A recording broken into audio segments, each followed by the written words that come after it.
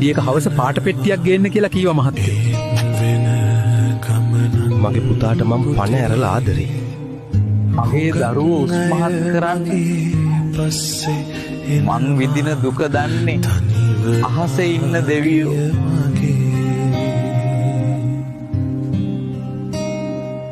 මගේ පුතා ලොකු වෙලා හොඳ මහත්තයෙක් වෙන්න.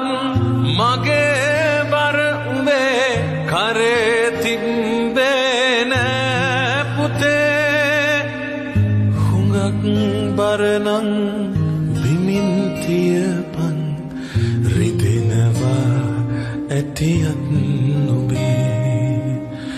හුඟක් බරනං බිමින් තියපන් රිදෙනවා ඇතියත්